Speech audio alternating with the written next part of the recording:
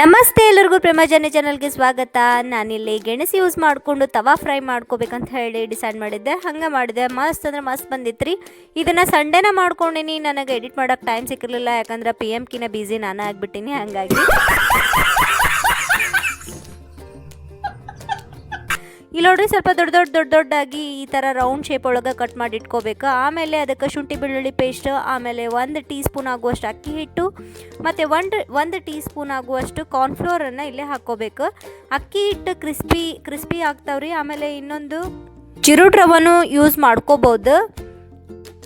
ರುಚಿಗೆ ತಕ್ಕಷ್ಟು ಉಪ್ಪು, ಆಮೇಲೆ 1 ಟೀ ಸ್ಪೂನ್ ಆಗುವಷ್ಟು ಖಾರ ಪುಡಿ, ಆಮೇಲೆ 1 ಟೀ ಸ್ಪೂನ್ ಆಗುವಷ್ಟು ಅರಿಶಿನ, ಗರಂ ಮಸಾಲ ಹಾಕ್ಕೊಂಡು, ಆಮೇಲೆ ಸ್ವಲ್ಪ ಲೆಮನನ್ನು ಹಿಂಡ್ಕೊಂಡ್ಬಿಡ್ಬೇಕ್ರಿ ಹುಳಿಗೆ.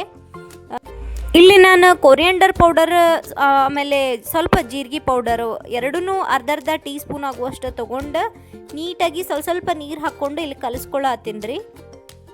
ಜಾಸ್ತಿ ನೀರು ಹಾಕ್ಕೊಂಡ್ಬಿಟ್ರೆ ನೀರು ಆತಂತಂದ್ರೆ ಸರಿ ಅನ್ಸಂಗಿಲ್ಲ ರೀ. ಹಾಗಾಗಿ ಸ್ವಲ್ಪ ಗಟ್ಟಿಯಾಗನ ನಾದ್ಕೋಬೇಕು. ಇದನ್ನು ನಾದ್ಕೊಳ್ಳೋವಾಗನ ಮಸ್ತ್ ಘಮ್ ಅಂತ ಸ್ಮೆಲ್ ಬರತೈತಿ ನೋಡ್ರಿ. ಈ ಥರ ಗಟ್ಟಿಯಾಗ ನಾದ್ಕೊಂಡು ಅದಕ್ಕೆ ಎರಡೂ ಸೈಡನ್ನು ಅಪ್ಲೈ ಮಾಡಿ ಇಟ್ಬಿಡ್ಬೇಕ್ರಿ. ಆಮೇಲೆ ತವಾ ಒಳಗೆ ಸ್ವಲ್ಪ ಎಣ್ಣೆ ಹಾಕಿ ಈ ಥರ ಫ್ರೈ ಮಾಡ್ಕೊಂಬಿಟ್ರೆ ಮುಗೀತು ನೋಡ್ರಿ. ತವಾ ಫ್ರೈ, ಗೆಣಸು ತವಾ ಫ್ರೈ ತಿನ್ನಕ್ಕೂ ಮಸ್ತ್ ಆಗಿದ್ವು, ರುಚಿಯಾಗಿದ್ವು.